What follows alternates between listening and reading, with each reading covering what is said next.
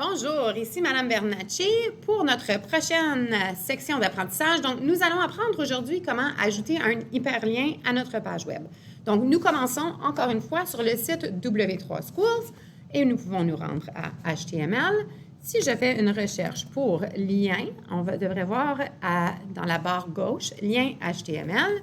Donc, en regardant et en inspectant sur cette page, si je descends au deuxième exemple, on voit qu'on peut l'essayer nous-mêmes. Donc, en cliquant sur ceci, on voit un exemple de ce qu'on est habitué de voir, donc un hyperlien. Quand je clique dessus, un autre site ou une autre page pourrait ouvrir. Donc, voici à gauche le code qui nous permet de créer un hyperlien. Donc, la balise, c'est le A et on doit lui donner comme attribut la source du lien. Alors, en inspectant sur le site de W3 Schools, en descendant plus bas, on peut voir qu'il y a différents attributs.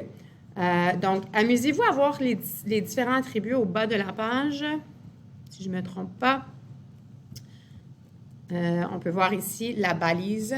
Donc, en cliquant sur ce A, il y a des consignes, des remarques que l'on peut lire. Par exemple, donc tout ça, ce sont des attributs que l'on peut utiliser avec la balise A. Une que j'utilise souvent, c'est le target ici. Donc, en cliquant, si je clique dessus, vous allez voir, en cliquant target égale blank, donc on devrait voir en fait que le lien va apparaître dans une nouvelle page. Donc, si on écrit target égale blank, comme on peut voir à l'écran, quand je clique sur le lien, ce sera une nouvelle page qui apparaît. Donc, je vous lance comme défi de... après la dernière balise image, ou sinon vous pouvez le faire après votre vidéo, d'ajouter une nouvelle section, ajouter un ou quelques paragraphes et dans ce paragraphe, ajouter un hyperlien. Donc, je vais le faire et je vous invite à faire la même chose sur votre page. Donc, si je vais, encore une fois, je vais prendre le code tout simplement de W3 Schools. Je vais prendre cette partie ici du code que je pourrais moi-même taper, mais c'est plus vite de juste faire CTRL-C pour aller copier et ensuite le coller dans notre propre page. Donc, j'ai déjà préparé pour nous ici, nous avions notre première en-tête de « Bonjour », mon paragraphe, donc vous pouvez bien évidemment modifier cela. On a notre vidéo qu'on avait inclus dans la dernière vidéo. Ce que j'ai fait, c'est que j'ai ajouté des balises de paragraphes pour ma vidéo pour que ce soit en dessous de l'image et non à côté. J'ai ajouté une nouvelle en-tête. Donc, je vais peut-être l'appeler H2 pour qu'elle soit plus petite que mon en-tête précédente. Donc, on va voir que cette nouvelle en-tête sera plus petite. Donc, je l'ai appelée une autre section. Et voici mon paragraphe avec un hyperlien.